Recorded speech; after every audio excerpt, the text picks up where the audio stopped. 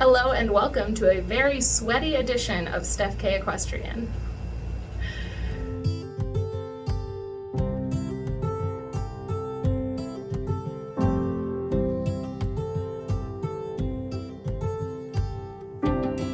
It is boiling hot outside on this wonderful Missouri day, and the humidity is so high that the sweat doesn't leave your skin. You just are sitting in the sun, sweating, and it's already like you're drowning in the air because it's so humid, and it's horrible. So I'm in the air conditioning tack room. Hopefully by the end of this recording I will no longer be sweaty, but we'll sort of see how it goes. A question that I get asked a lot is, when am I going to halter train Pickles? Why isn't she wearing a halter? And how do I expect to lead her or anything like that if she can't wear a halter? And I will clarify, she can wear a halter. I have actually put a halter on her once before. And I was intending to do like a force-free session, and then I got it over her nose and I sort of just like buckled it, and she didn't really care. She like, it wasn't like a super willing, like she didn't like place her head in the halter and wait for me to buckle it or anything like that, but she didn't mind it. And so I know for a fact, like if I have to get a halter on her for some sort of emergency, I can wrangle a halter onto her, no problem. I'm also not particularly worried about needing to get a halter on her in an emergency because she's still glued to her mom. Like, she will not leave Maple's side. And so as long as she is glued to Maple and I have Maple, there isn't really a need to be able to halter and lead her. I also think if there were any sort of like really serious emergency where I like need to get her moved right away, I don't think that a halter is necessarily the answer, because I've had lots of wild horses before that don't know how to halter, and still, like if there were an emergency, I'd be able to get, like if the barn is burning down and there's a wild horse in the barn, I will get the horse out of the barn with or without a halter. So I'm not concerned about like getting a halter on her and getting her lead trained like off of pressure anytime soon. I will probably like pressure train my other horse, my other foal Cora, a lot sooner, because she is going to be up for adoptions and she is intended to be somebody else's horse, and one of the foundational behaviors that a lot of people like them to have is that leading behavior, so that'll probably be higher priority for her. However, Pickles is my baby and I kind of want to do things 100% my way, exactly how I want to do them all the time. I didn't homebreed a foal so that I could do what somebody else wanted me to do with it, right? I've trained plenty of foals before and I have to do it how the owner wants it done. But Pickles, I'm going to do things my way. And so that said, even though I'm not training her to halter and lead, I am actually teaching her to lead and have a little bit of body control. So I've taught her a nose target, a shoulder target, and a hip target. The hip target is a little muddy right now because when she gets excited, she wants to swing her hip at me, and I punish that behavior by leaving the session. And that's only happened a couple times, but it was a pretty strong punishment, and so she did like really respond to that. But then sometimes I will be scratching her and I'll ask her to move her hip over and I'll reinforce it with scratches, which is like sort of a low value reinforcer. And so she's had quite a bit of low value reinforcement saying swing your hip when I ask, but also some really strong punishment saying absolutely no swinging your hip at me. So she's a little hesitant about the hip target, but I'm not too concerned about that. Like, I've taught adult horses to hip target, no problem. So if it doesn't get solid as a baby, that's totally fine. I also find that hip targeting is a behavior that can be really dangerous if not done properly. I've seen tons of examples where people are asking their horses to hip target and their horse will like get very, have like a very aggressive display. Like they will like lift their head, pin their ears, tense their jaw, and swing their hip, maybe like swing their tail or even raise their leg a little bit like they're about to kick, and not even without their leg raised, like it's clearly a rather aggressive swing of the hip.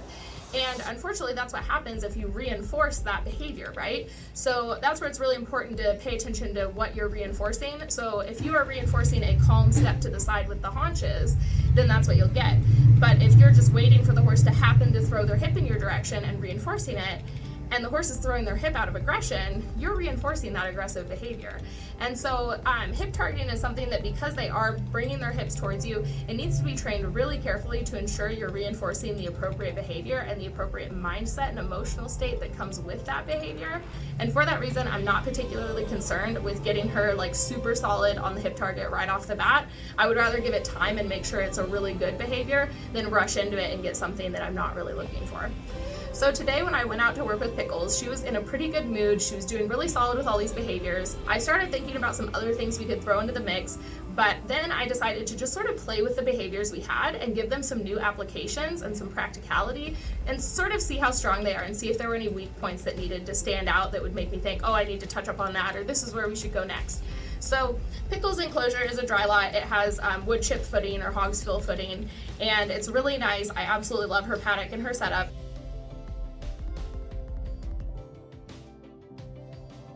And I also have a bunch of enrichment logs in there. And so it's just like logs and like chunks of trees that I got from the same guy that gave me the wood chips. And I have them scattered around so that she can navigate them. She and her mom both, they can navigate them, they can walk over them. It'll get them to like engage their core a little bit as they step over them, stuff like that. So it's just a way to sort of enrich their situation so they're not in just like a flat square box that's really boring. And I've already seen her navigate these a million times. Like an hour after she was born, she was literally like jumping over them, running around. It was adorable. And so I know that she's very confident with them. And although in the very beginning, she would like over jump them by quite a bit. I think I have a few pictures I'll put up if I can find them. Which is adorable when she jumps them, but they aren't very tall. So really none of them in her paddock, like she can step over all of them. And she's gotten rather sensible. She just like steps exactly as is appropriate, doesn't do any huge movements, doesn't freak out about it. Like she's very relaxed about it and used to it. So today I was like, let's see if I can get her to walk over some of those poles or maybe do some behaviors with those poles. And sort of see how it goes. And that'll give me a good idea of how my body control cues are going and how we're doing with like me being able to navigate her and place her where I want and communicate with her. And oh my god, it went so well. So I'll go ahead and send you over to that footage. It's really adorable. We're going around.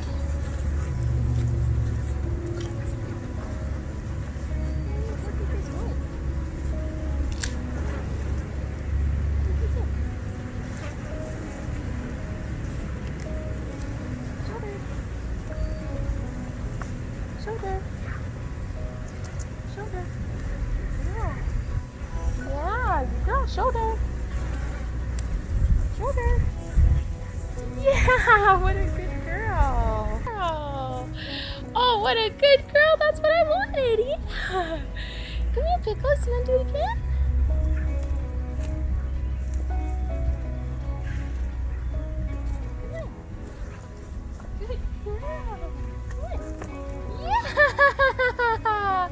Oh, so smart! Yes, you are! Oh my goodness! Oh my goodness! Oh, you're so smart! This side? Shoulder! Good girl! Come here! Shoulder! Oh.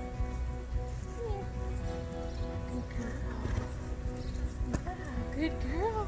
Shoulder. Over the log. All over the rounds. That's okay.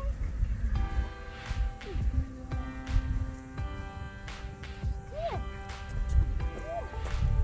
Wow, what a good girl. Shoulder. Here. Come over the logs. Yeah, oh, you're so good. Oh, you're so good.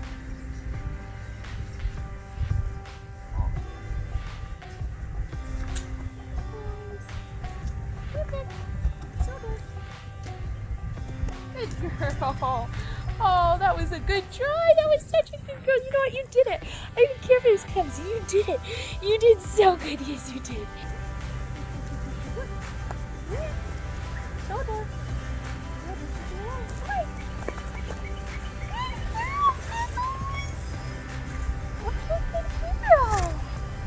Come on over. Oh, what a good girl. What a good girl you are. What a good girl you are.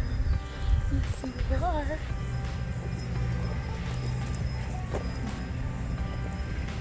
Ready? Ready? Okay. Come here, Pickles. Good girl. Come over. Good girl. Good girl, Pickles. What a good Pickles! Good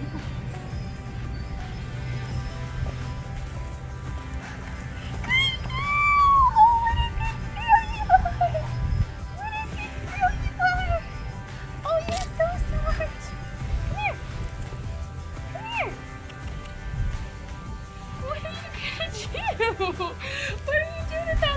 Come here. Here. Shoulder. Good girl. Shoulder. Good girl. Come here. Yes. Good girl. Good girl. You're lined up so perfect. Come on. Good girl. Oh, you're so good. Oh, you're so good. Look at you, smart girl. Look at you. Look at you, look at you, look at you. Come on over. What a good girl. What a good girl. You want to do it again?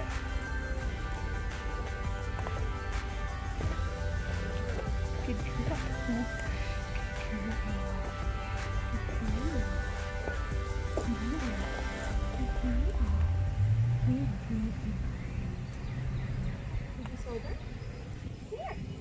Yeah, what a smart girl.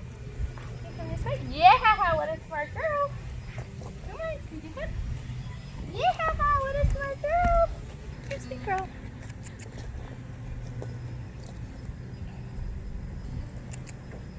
Nice knuckles. Come here. Good girl. Good girl. Come here.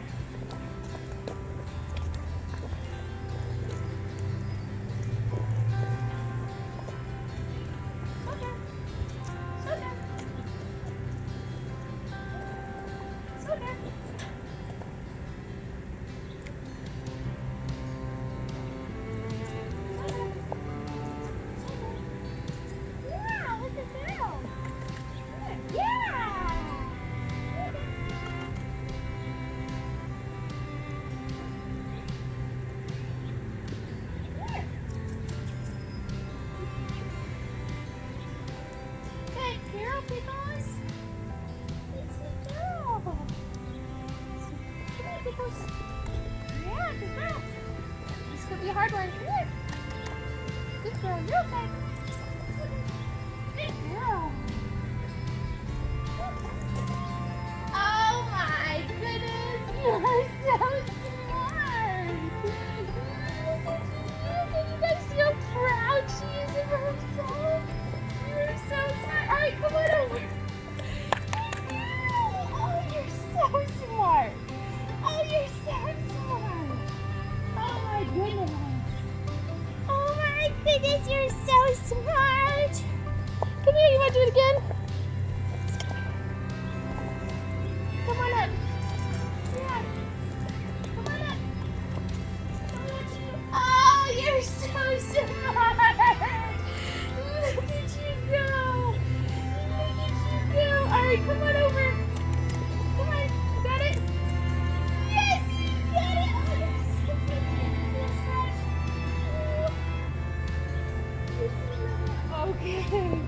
That was amazing. You are amazing. You are the best baby horse to ever live. Thank you for watching Steph K Equestrian. If you're interested in following Pickles' journey, watch her other videos that are up on my YouTube channel, as well as the Foundations mini-series, which is where I talk about why I train the way I do and some of the insight into my training methods.